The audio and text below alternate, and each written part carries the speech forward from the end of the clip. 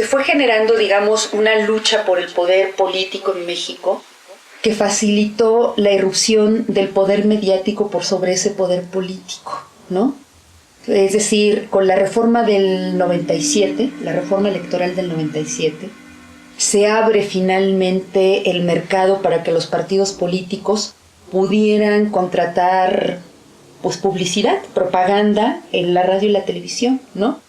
Y ese fue el parteaguas en el que los partidos políticos empezaron a generar una actitud y una relación de tener los favores de las televisoras. Todos los partidos políticos han aprendido muy bien la lección, ¿no? Entonces hay un montón de poderes que tienen una relación simbiótica y que son poderes fácticos porque son poderes de hecho, pero algunos son excesivos, son muy grandes, ¿no? Y me parece que uno de esos poderes que no es nada menor es el poder de los medios. O sea, la sociedad se hace una idea de la realidad pública, se hace una idea de los temas de interés público a través de los medios, quieras que no. Y esencialmente la televisión. Y eso le ha generado un poder muy importante de monopolio de la opinión a las televisoras, lo que le permite también un manejo muy importante de la clase política. Con la reforma de telecomunicaciones, yo siempre lo he dicho, no es todo lo que queríamos, pero es un avance sustancial. Si de veras se cumpliera, cambiaríamos el paradigma del sistema de medios de comunicación en México. Porque no hemos cambiado, no hemos tocado el sistema legal de medios en 50 años. Es una reforma ambiciosa que no va a ver sus efectos de manera inmediata porque hay que desestructurar un poder que es uno de los poderes de mayor peso a nivel mundial. O sea, las telecomunicaciones es casi el 8% del Producto Interno Bruto. Le faltan muchas cosas a la reforma de telecomunicaciones y empezamos a tener focos rojos graves. El primero de ellos es cómo se conformó el Instituto Federal de Telecomunicaciones, que ahora tiene autonomía constitucional y un gran poder.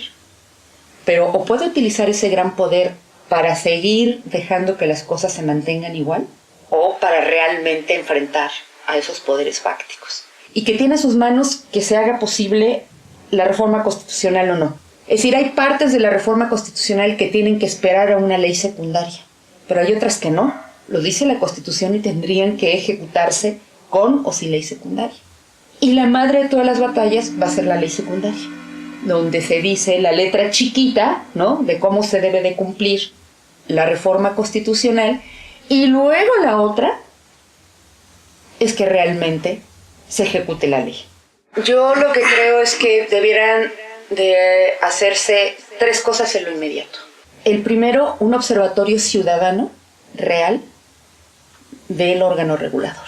O sea, darles marcaje personal. Porque muchos de los comisionados tuvieron vínculos con las empresas que quieren regular. Si sigues poniendo en los lugares claves de decisión política a las personas ligadas a los poderes fácticos, por más reforma constitucional que hagas, no va a pasar completamente nada. Ahí hay que poner muchísima atención. 2, ocupar los espacios de participación ciudadana que sí están contemplados en la ley y en la Constitución. Uno de ellos es que el IFETEL debe de tener un consejo consultivo ciudadano. Y tercero, hay que hacer un trabajo en cascada muy fuerte para explicarle a las organizaciones que yo les llamo cabezas de agenda, que ya todo el mundo me cuestiona el término, pero no encuentro otro término, para que entiendan el impacto que tiene en los procesos democráticos la reforma de telecomunicaciones y por qué hay que exigir la ley que queremos, porque ya existe una iniciativa ciudadana. Es una iniciativa compleja, difícil. Yo creo que tenemos que hacer un manual de cómo se maneja esa ley, son cerca de 400 artículos, pero es una ley convergente de radiodifusión y telecomunicaciones, de tal manera que rompamos ese cerco y las organizaciones de derechos humanos, de la niñez, de medio ambiente, de desaparecidos, de reformas económicas, feministas, sepan qué significa para su agenda esa reforma de telecomunicaciones. Entonces, digamos, las organizaciones me parece que están tratando de rescatar ese control, ese poder ciudadano que le permita presionar al poder político y que no solamente sea el poder económico o comercial el que presiona ese poder político. Y creo que en eso hemos ganado batallas importantes que no había que dejar de darnos el crédito. Ya tiene un buen rato que las organizaciones civiles dejaron de ser solamente de resistencia y cada vez nos hemos especializado más. Se ha ido generando una especialización, una profesionalización de las organizaciones que entonces ya pueden dar una pelea en el ámbito de lo público con mucho mayores elementos. Y luego, en esta especialización, en efecto, hemos logrado algunas organizaciones poner el dedo en la llaga en temas que eran hasta no hace mucho para expertos, que eran problemas técnicos, muy difíciles de entender para la población, que ni son tan técnicos, los entiende la población, pero es una estrategia muy pensada decir que son técnicos para que no se conviertan en temas de discusión pública.